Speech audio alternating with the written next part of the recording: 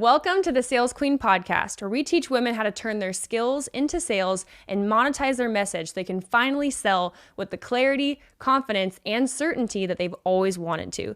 No longer does the game of sales need to be an old boys club. It's time for you to sell like a queen.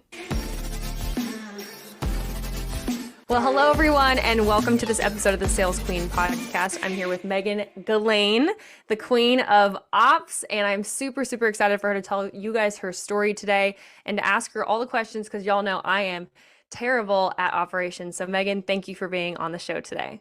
Of course. Thank you for having me. I'm so excited for you guys to have now sales and operations. It is going to just now be the complete package. That's right. That's right. Okay. Well, the first question we like to ask everyone on this show is tell us a little bit about your origin story. How did you kind of come into business and come into operations in the beginning? And you can go as far back as you think is relevant to tell us. Okay. So I actually started a side hustle of drop shipping. Who hasn't tried drop shipping if you're on the online space? So I initially started with drop shipping and ended up building a team of about 7 virtual assistants and myself and my business partner at the time, who is now my ex. And we built this e-com business that was thriving. Our first quarter in business, ever trying drop shipping, hit like $40,000. Like it was like the coolest experience ever. Who hits it like running go all in at the first try. So first quarter goes, it's amazing, but I end up reaching burnout. We had no systems in place. The mentor we had at the time did not teach us anything about basically any organization of business. And we fell flat on our face within about 4 months, where it then created debt. So we were at this high and then we're at this low of figuring out what needs to happen in business. And I was trying to keep it all together at the time. Again, he's now my ex. So it was a bad business partnership, and realized that this is just not it. And I ended up reaching medical burnout, like actually medically diagnosed.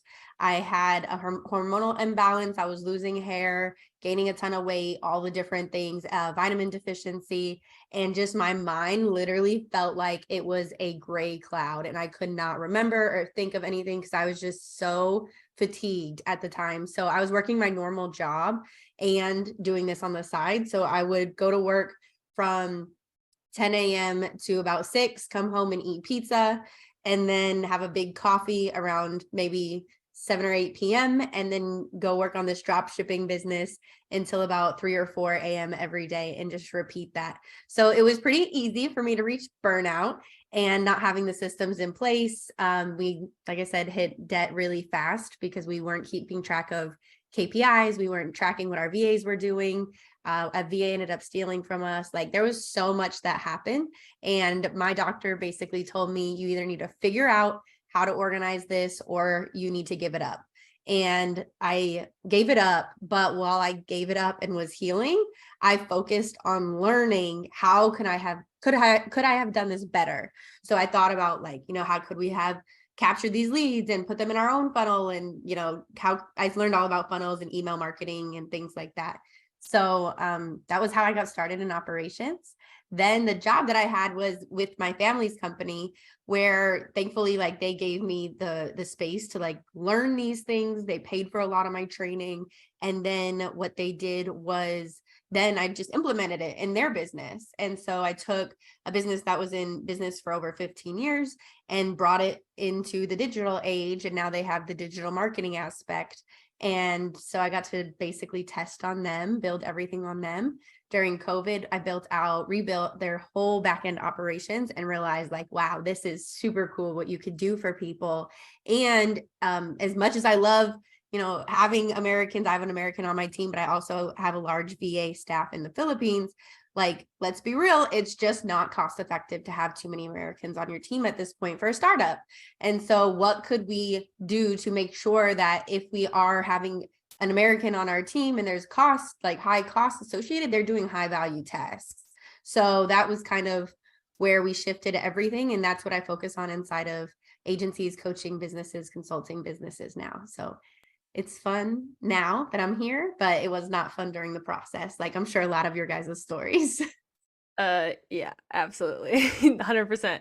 So what makes operations sexy to you? Because I think when a lot of people think of operations, they are just like, ugh, like for me, I literally like cringe on the inside just because it's not my genius zone. And I'm like, I want to sell, sell, sell. I want to be with the people, and then I want to pass it off. But you can't do that if you don't have proper systems. And I think you see one of two things. Like you see that operations hold people back from the get-go because they're all over the place and their clients aren't happy, or you grow to this place and then you reach this massive cap and then you realize that you still have a client fulfillment problem or whatever because you just let things slide. So like what actually makes operations so exciting to you?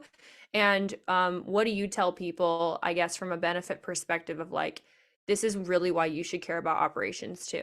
Yeah, so what we have is our name, right? So integrity is massive, especially on the online business. So quickly your name can go from you're high and mighty to you're selling, you're scamming people.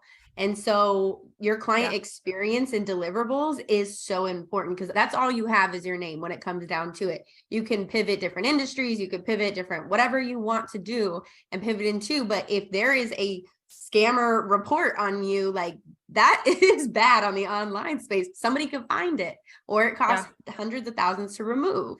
So when you are dealing with people in the online space, especially, your name matters, and having operations is how you protect yourself and your name and the integrity of your business.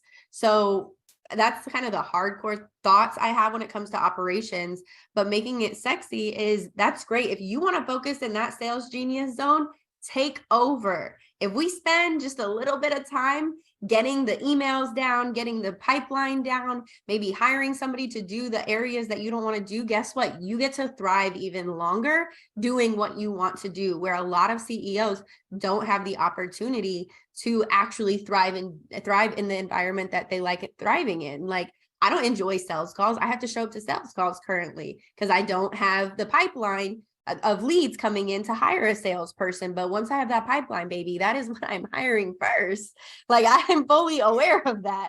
So like, I know though my operations are in line where you come in through just like my Calendly, you're going to get your normal notifications. There's also on the back end, there's going to be things happening where we're going to contact you. We're going to connect with you on Instagram. Like, there's different things that are going to happen.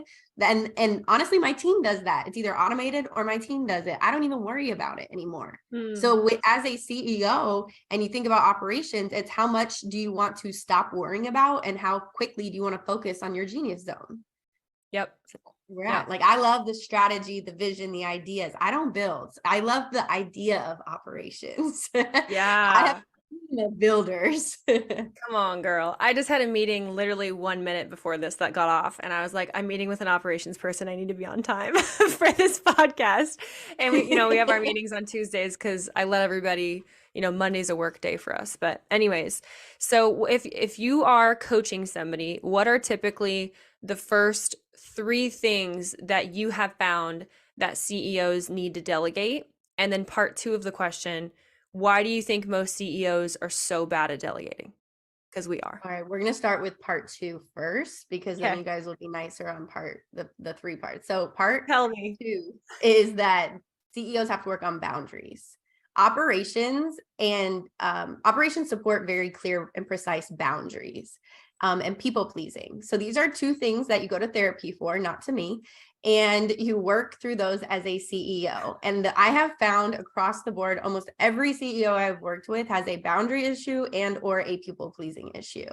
And those 2 issues are going to then feed what the issues are going to be in your operations. You're on too many client calls. You don't have any time for you to get your things done. Well, what's in your contract? What are you over delivering? That's great. But did we factor for that over delivery? If you didn't factor, example today, I had a client who has in her contract, they have 5 calls. She's been on 19 calls with somebody. Why? Why have you been on 19 calls? Your contract says 5. We've calculated for 7 for just in cases. But like, you wonder why your schedule's full? We had a boundaries issue. So many problems that we see in the operation side of business is actually a people issue. And so that's kind of what I say, like, they all kind of connect. So if you're looking at your business and you're like, I hate operations, but my schedule is so full. Well, let's look at our schedule. Why is your schedule so full? I have meetings I don't need. I've not set clear boundaries with these clients. I don't have the automations or the follow-up or the training material that I need so that I could stop these meetings. How can I be of a better servant to these people, create a higher impact or a better impact by having my stuff together? That's super good. Wow. It's a boundary and a people issue. You're so right. You're so right. In my own leadership journey, I'm like just starting to hire VAs like as we speak. I have one VA, I have one American that works for me, and then we're hiring out. I'm discovering the beauty of letting people work in their genius zone. Like if you're an admin and you like literally like come alive when you get to find things that are wrong with my CRM. I wish I would have learned 6 years ago to be like, amazing, like you do you, boo boo. Like Support them. I see a list of too many things and I want to run. Like that's just how I'm wired. So in your experience, what are the first, couple things that CEOs you have found it can give them a lot more margin in life and can allow them to run in their genius zone? What are like those top 3 or 5 things that they should be delegating? So it's getting a actual VA. So I actually have a really cool report. It's free. I'll give you the link to it.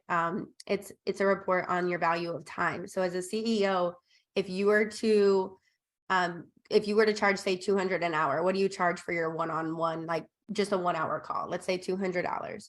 $200 of your time you could be making, or you could spend that same 1 hour doing these admin tasks of sending invoices, following up on invoices, making sure somebody signed a contract, sending some follow-up emails because you don't have those automated. So that costs you $200, or you can make $200. So what's the balance here that you want to do as a CEO? And that to me is that's one of the biggest issues I see with CEOs is they are holding on for dear life of these admin tasks because they think that nobody wants this job.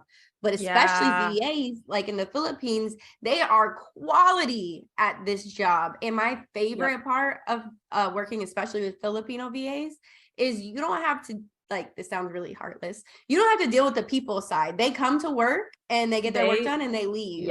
I love that about them. Like that is a love zone for me. I don't have to manage people. You make sure you come and get your jobs done. So the things that I initially tell my clients to hand off is going to be an initial brain dump, which this is the hardest thing, I think, for most CEOs. A lot of us are so used to holding everything in our head and just trying to get things done as fast as possible, which then, goes into the mindset of I can't hand it off because it's going to take too long to hand off. Do your initial brain dump. Let's review it with the VA and see what the VA is comfortable with. What they're not comfortable with, let's make a Loom video for them. And then they can hand it off and give it a try. And so that's my favorite part. Of course, it depends on the VA you hire in your business on like what those tasks are. For me, inside of my business, this is going to be, I'm going to have you build an automation. I normally start a lot of my VAs in my project management system, which is ClickUp. So ClickUp or Asana, have them go build a template. Let me see what you can do on this template side. They have amazing templates.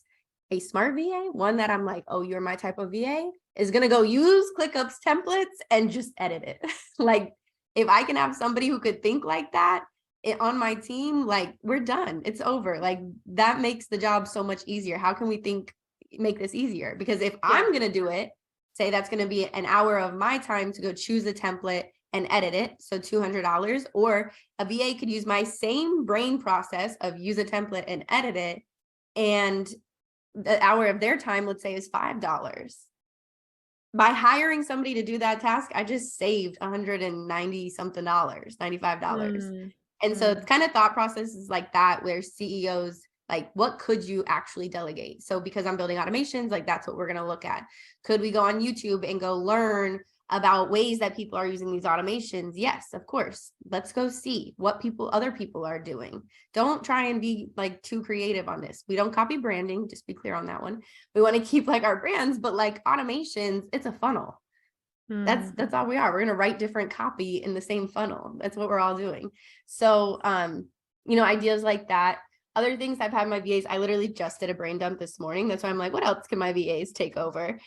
So one of the things that I'm actually going to have my VAs do is I use Wave instead of QuickBooks for numbers. I'm actually going to hire I'm going to train one of my VAs to do my daily record keeping and just review it with me every day. I don't like doing it. I don't spend that much money every single day. I just want somebody to go in and make sure it's coded correctly so I could do a quick recap on it. ClickUp tasks. So I'm gonna have my team go in and make sure all the ClickUp tasks, there's not duplicates. Sometimes when I brain dump, I'll write it multiple times if it hasn't gotten done. So I do have my team go in and clean up my ClickUp tasks. I have my team draft emails for me. And the reason being is because it's very easy for me to go in and just make some edits and say what I want to say if they could draft it for me. So we do have templates, just using, basic templates that we've had and we've built over the years. But if a client responds to something and the VA or whoever is not sure how to answer, draft it. And then I go in there, they'll Slack me and say, hey, I drafted some emails. Can you go check it out at the end of their shift? And so I'll go check the 5 drafted emails that they wrote. And now I can get these out really, really speedy. I'm making sure that I'm as efficient as possible with my time. And that means anybody, my VA, anybody on my team is going to give their best foot forward. And I rather it be a rough draft and I could train you on that. But I rarely train from like the bottom up. Like I need you to do some research and I want to see how your brain processes this ask so that I can help course correct. So that's one of my favorite things with VAs, because a lot of them are very, very resourceful if you force them into it. But on the other side, they're also very nervous on making a mistake and thinking they're going to get fired because of that mistake. So I definitely make sure to reinforce that, like, you are here to help me. Your rough draft is better than no draft. Yeah. Yeah. I found that too. And I think it's a really delicate balance. And heck, even American employees, think that way sometimes too, where I'm just like, I'll give them a task, they'll work on it and they'll get stuck and then they won't tell me and they wait till the next meeting while I'm like, okay, like, let me see the progress on this. And they're like, well, I just wasn't sure. I'm like, Slack exists. Like, why did you not let me know 5 days ago? So in your process, how do you kind of like have those check-in SOPs, if you will, to make sure that projects are moving along? Is that through ClickUp? Is that through just your own brain? Like, how do you do that? Every single day we have a check-in and check out. So I get the list of what they're going to be working on that day, just in case like something changes or something like that. For me, I want to make sure they're working on the best tasks possible. So they do a check-in. This is what I'm going to work on. If they have blockers, they list out their blocker. So this is where they'll straight out call. Normally it's me out. It's very rarely each other, but they'll call me out like, Megan, I'm waiting for this password, or Megan, I'm waiting for you to update that certificate on GoDaddy or whatever to make it a HTTPS thing. My worst nightmare. That was on a blocker for no joke, like 2 weeks. And I just could not bring myself to do it. So, I've given them very clear permission and like very clear boundaries on this. Like, you need to call me out so I know that I need to fix it. And so they'll say, this is my blocker, I'm waiting on this. Or like we have clients sometimes where they change the password and forget to tell us. And so I have to call them or text them to get the password. So it'll say, Megan, fix this, Megan, figure this out. But that check-in every morning, or when they start every morning, they start like midday. We do split shifts, so it's a weird time schedule. But that initial check-in helps me know what's getting worked on and kind of gauge what I can expect from them to get completed, because it'll say like, I expect to complete this today. I expect to complete this over the next 2 days. Like, they tell me on average where they think they're going to be at. And then at the end of the day, they just comment in Slack, right? So that's just in Slack. And then they'll comment on that task, like, hey, this is what I got finished. This is where I'm picking up tomorrow. And they just repeat it every single day. And it sounds really redundant because we do use ClickUp as well. But Slack is, I swear, the best thing ever for your phone. And if I'm on the move, I want to know always. So I'm always checking in with my team on what's going. I could be traveling, I could be doing whatever, like, and those, I can literally run my entire business off just those check-ins. And so it makes it possible. My COO is sick or anything, then, we're good to go, because I could still run the business. Yeah, absolutely.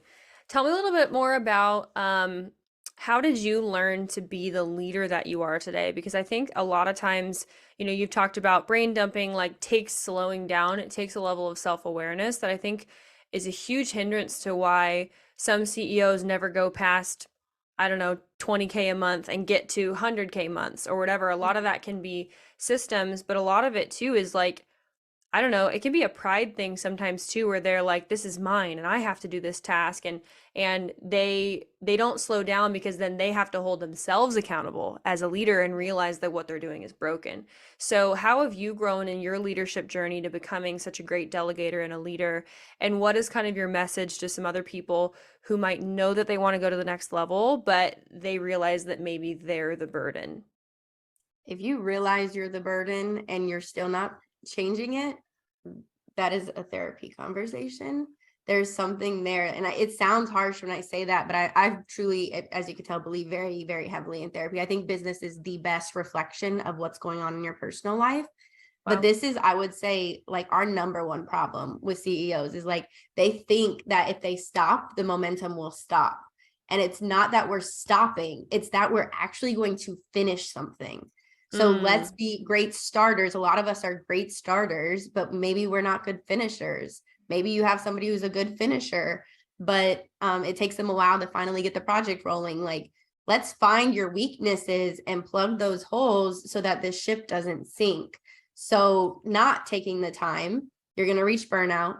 You're going to eventually get exhausted. If you get sick, your business isn't going to run without you. That 20,000, 30,000 a month where you're just now reaching this plateau, it could drop at any time because it's based off you.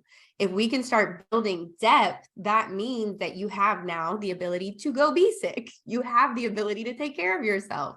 As a CEO, if you don't take that moment to actually take care of yourself, nobody's going to do it. You don't have sick time, you don't have PTO, you don't have a paycheck coming in consistently if you're not delivering, if you don't have the team and systems in place. So let's build this so that it's not just a job where you're getting paid every month based off performance. Let's make this so that you can create the passive, create what's coming to you. So yeah, so that was kind of like the very, very overview of that. But this is something we see all the time with CEOs. I'd say anybody who's working with me one-on-one has had this problem where they just cannot slow down and they refuse to take a second to think through some things. But a big part of what we do is you can keep going and doing all day. But the second that you realize, you pick your head up and realize that the vision that you have for your company is not where you're currently at or where you're even rolling to be, like I think of a hamster wheel rolling, it's because you didn't take that second to make the correct pivots, to make the correct decisions, because you were just doing at that moment. And then you'll pick your head up and be like, oh my gosh, I just created a monster. Now what am I going to do? And it's way harder to correct that monster. You have to come hire somebody to come in because now you have to keep maintaining this monster while we correct it. And then you're going to have to course correct your behaviors. So if you can take that time now, like, then that's the perfect time. The 10,000 to 20,000 per month range, like it's still very controllable, very controllable. A lot of our clients they're making about 500 plus thousand per year. And that's where it's like, wow, I'm crying as I'm doing my job, but I have to keep performing at this level. And so I'm going to cry in a ball and then I'm going to get back up and keep going and keep crying. Then I come on the call with Megan and tell her this isn't working because I don't even have a vision because I'm crying. I'm stuck over here doing the work and crying. So a big part of what we do is focus on that big vision. So I can make sure whatever we do build, whatever we do create to support you is the actual vision you want, not just a Band-Aid on your current hamster wheel. Yeah, amen to that. You are preaching to me. I know you don't really know my story, but a 10-second version that I can tell you more after the recording. But yeah, so I was a pageant coach for, 8 years and I did all the pageant stuff and was the most successful pageant person in the history of Nebraska, which is great, all that, great, great, great. Built a consulting company, but basically came to this reckoning the last year where I was like, for what I'm charging versus what I know that I'm worth, I'm doing all the right things in the wrong industry. And Mm, I could be making literally instantly 5 times more money and having 5 times more impact, immediately, which gives me more wiggle room for my life and just all these different things. And I think when you have that moment that you're doing it wrong, or maybe you're doing it right with the wrong people, right? It's such there's a reckoning within yourself where you're like, oh my gosh, like I have to make a change. And that's uncomfortable because it means you have to go through the change and you might have to become a different version of yourself, these different things.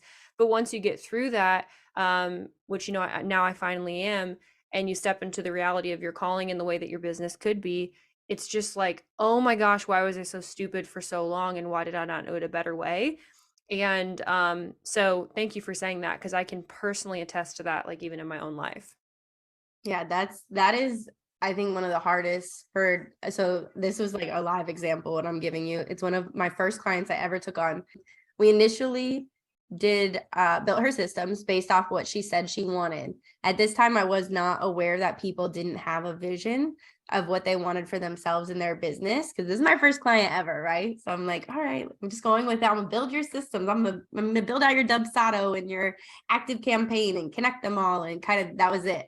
Yeah. And we got on a call one day and she was like, yeah, this is great, like it's working. So I'm thinking everything's good. So we happened to both be in Miami. I was on a different trip. She was on her own trip, but we're both in Miami. And she calls me and she's like, hey, where are you? And I was like, I'm about to leave. Like, I'm going to go drive back home. What's up? Like, are you okay? She's like, can you come to my room real quick? And I'm like, and this is somebody who's never been like come to my room, like it's just not her personality. So I'm like, oh my Yeah. gosh, are you okay? And I hear her sniffling and she's like, no, I'm not okay. And I'm like, oh my gosh, what's happening? So I go over to her room. Like, it was so crazy how it all worked out because I was right down the street from her. Come to her room and she's literally bawling in Miami, not enjoying her trip because she was like, I have the systems, I have this, but she was like, I have all these admin tasks. And I'm like, I've been asking you for these. Like, we could have gotten this off your plate, but you didn't even know what you were doing. Like, you didn't even Yeah. know. And so we got, I sat with her, we organized it, got it all to the right person. And she was like, wow, that was like all it was. And I'm like, yeah, like this is all it was. We just need to communicate, do that brain dump. And then after that, she took a break from like all of her services, kind of similar to you. Like, she was like, I have to make this pivot. And even though we have the systems now, it's not what I want to do. It's not the impact I want. And so we paused everything, rebuilt it based off of her vision. And then she's actually, I mean, that was like 2 years ago. She took off 2 years of a break and she's just now starting to come back out Wow. in marketing and stuff like that with her new packages, which are amazing because she's now the perfect systems because we've had nothing but time to work on them. Yeah. And then she just kind of finished up all her clients, did a hard stop on the package she was offering. And Yep. as she's offboarded everyone, now it's like, okay, we're going to rebrand, we're going to relaunch at this time. And Yep. that's what she did. So Yep. that's common. It's very, very common. Yeah. I also think too, and I'd love to hear your thoughts on this, like, the last, I'd say 15 years or so, really since maybe 2000, like early 2000s, right? ClickFunnels becomes a thing. Social media becomes a thing around 2011 is like when Instagram started, 2012, things like that. And it's obviously spiraled since then. But before that, you were either kind of in entrepreneurship just because you somehow heard about it, right? But now online marketing, I think it grew into this hustle culture of like, be a boss babe and like do everything all the time, or like work 100 hours a week, kind of like the Gary Vee mentality where it's like always be showing up and online. And now, and again, I'd love to hear your thoughts. I think people are at that place of burnout. The people who started Mhm. marketing in their 20s are now in their 30s. They now have families. They now realize, maybe it's not about working 100 hours a week. Maybe it's not about like completely neglecting my mental health. Like, what a concept, and actually being a healthy person. So, and I know that like I came to that realization too once I got married, and I was like, you couldn't do this if you had kids, Megan. Like, what do you think you're doing? So what are your thoughts on that? What are kind of your thoughts on like household culture, where you think the market is moving? Have you seen a shift at all in the market as well, or is it just me? No, I've seen a complete shift. So and because I'm working with people and we're shifting with them. So we see it and then we're hearing their thoughts on it. And it's very much the same. Like, I don't want to work 100 hours. I built this business and I'm making this money to live a certain life. And now I'm stuck behind my computer 24/7 working, and I don't get to spend time with my friends or family, things like that. So one of the methods that I like to share with people is to actually write out like a calendar, right? Sunday through Saturday, write it on a sheet of paper and draw out what you want your ideal week to look like. So if your ideal week is maybe working 4 to 5 hours a day, how can you make that shift in your business to work 4 to 5 hours a day? For me, I want like 2 call days, and then the rest, I don't want calls. I just want to work, get things done, connect with my team, which I guess I didn't answer that part of one of your questions, the leadership. Like, I enjoy a lot of time with my team. My love language is quality time.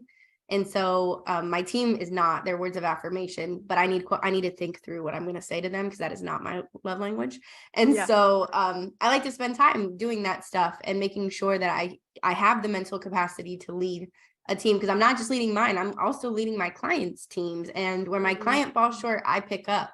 So we have 10 teams we're running and loving on constantly. And so I know that it's not reasonable on my calendar to have meetings every single day of the week, because that means that I'm not going to have the capacity to go love on those teams, which then makes it where it'll fall short because people need some loving. And so as a leader, like, that's your job. And it goes back to boundaries and people pleasing. What can I do to create boundaries around my calendar, my weekly calendar, to make sure I get my cup filled? So something for me that I lost track of, I'd say the beginning of the year, like January, February, I got really caught in the minutia of life and lost track of going to the gym and working out. And I'm like, do I want to go to the gym, or is that something I'm forcing myself to do? I'm like, okay, I'm forcing myself to do that. What do I want? Well, I want to go walk. I'm here in Tampa, so I want to go walk the Causeway at least 1 to 2 times per week. And so I need to make sure that I have blocked out X number of time. I normally do like 2 hours with drive time, and just in case I want to go on a long walk, stretch, things like that. So I need to make sure I have 2 hours on a weekday. Could I do this on a weekend? Yes, I could, but I didn't build this business to become a 9-to-5 employee. I built it so that I could have freedom in what I want to do. I could be on the Causeway walking and taking team calls.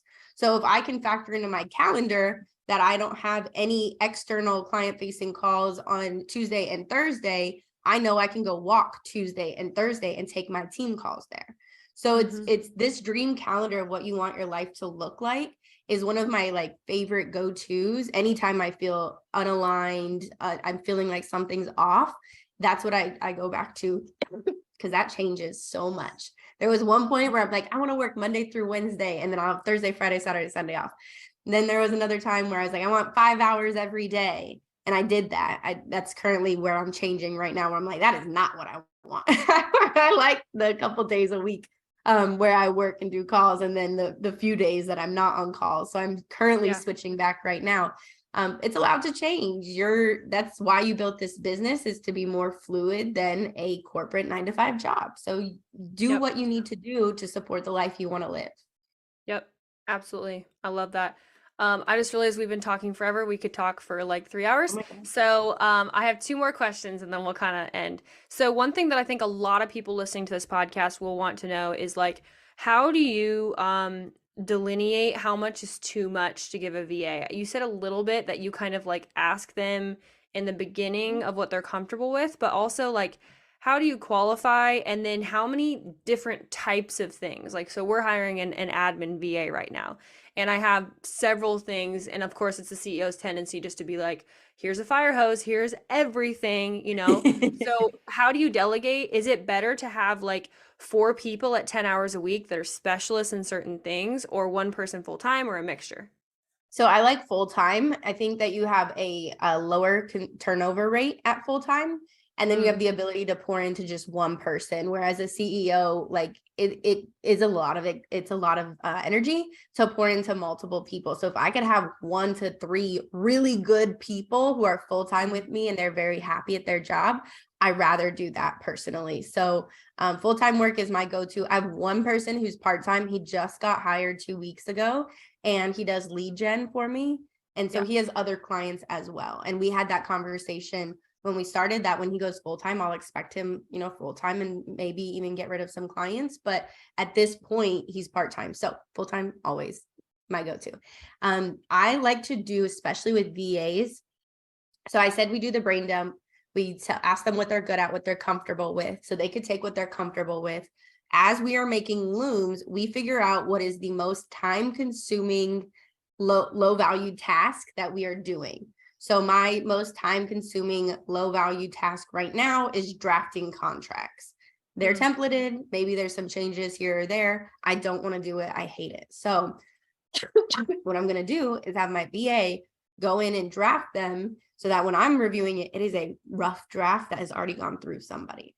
And so that one task, I'm going to task the new VA with, or whoever we're bringing on, until she can get very, very comfortable with it. So I'm not going to give her 20 tasks and say, good luck, wish you well. I'm going to give her maybe 5 max. Ideally about 1 to 2 per training. So like we have a training schedule when we bring people on. Day 1, just getting access to the software, poke around, come to the next call with questions. Like, let me see what you're thinking when you look through everything that I give you access to. That's literally their whole job that day. It's a half a day. We do like a review. This is who we are. This is the impact you're making. So by joining our company, you are creating this impact. You're selling your team on why they want to be your team members for the long haul. Making them really comfortable, making sure they get access. So we literally will get on a Zoom call and make sure when we do use LastPass, when we share the passwords, go ahead and share your screen. Let me make sure you get in. It sounds like babysitting, but some people, Americans or VAs, some people, they just don't tell you if they don't have the right access because they don't know. And they think that they have the right access. And when you open it, you're like, oh, I actually need to give you a more controlling access or something like that. So I literally will share on LastPass, go share your screen. Let me see what it looks like on your screen. Make sure we got the right access, one and done. Then we go into poke around and come to the next call with questions. The second day they come to the next call, they may have a couple of questions here or there. My VAs that really stick with me during this time, they'll come to the call and be like, why are you using Active Campaign like this? You should do this, or why aren't you doing this? A gentleman the one that I just hired, I'm using a software that it's a lead gen software, and it works with Facebook and LinkedIn and all this stuff. And he was like, why is your pipeline set up like this? I was like, because I haven't had time to do it. So I've just kind of been doing what's there. And he was like, oh, no, we're going to change this. And he came in and made the pipeline so good. Like, if I could just show you guys, like, he came in and killed it. I said, it is your pipeline to manage. Do what changes you want to do. And he did those. And he's like, okay, on our next call, I want to review the scripts. And so the next call, he had a Google Doc ready and we reviewed the scripts. That's his 3rd day of work because I let him control the project. And I said, hey, this is what I hired you for. I am the student. I am your student. Tell me what you want. And they get to come on and like really, and they get empowered and motivated at like, this is what I manage in this company and I'm making this impact. Like, let's do this. So that's what I've found is like the best way to onboard people. And depending on the position is like, depends on how much they'll be like hand-holding. The first week we get into the flow of Slack. We get into the flow of like doing their check-ins every day. If they forget, we give reminders the first and second week. But the first and second week, I also do Zoom with them a couple times a day. A couple times a week. And then we make sure like they're comfortable, they're confident in doing their job. So now this gentleman's been with us for about, like I said, two and a half weeks now. And he checks in with me, like he checks in with the team. he does his job, and then I get a report at the end of the day saying, Megan, please log into the software. You have X number of messages you need to go respond to that are like either an audio or they have a question that I don't know how to answer. And then what I'll do is add that to the templates, and now he has it for the templates. So that's it. And if you onboard very well, your first go round, you have a employee who's very excited to work with you. My longest VA has been with me for almost 7 years. Wow. And so if you have the ability to make people excited for the impact that they're bringing your clients, they're going to do their best job, like best foot forward always. And even when she was pregnant, like, sometimes people forget things, or like, it's just not all complete there. Sometimes when we're pregnant, it didn't matter. Like she was pregnant, and I was like, hey, you have a high risk pregnancy. Can we cut your hours? I'll pay you the same. And then we did that, and she came back and she was totally fine. I'm like, you treat me well, I'm gonna treat you well. And it pays off in the company as well, because all of our clients get taken care of. Yeah, that's amazing. So cool. Well, I'm sure we could talk for 3 hours. My last question for you is, why don't you tell people a little bit more about the freebies that you offer? I know you have Whiteboard Wednesday, you have the ROI calculator, you have some of the other things that you already talked about in this episode. And then also just give us a little bit more of an overview of, if people are interested in taking a next step and working with you, what some of your actual paid programs do as well, and the kind of the results that they can expect. Of course. So the calculator I mentioned earlier with your time, that's the ROI calculator. So the ROI calculator will make you look at your time like no other. That calculator will show you your time spent, your time spent on a task versus your VA's time spent on a task. And it'll show you how you're losing money by not having a team at this point, which then you're like literally losing money to go reach burnout.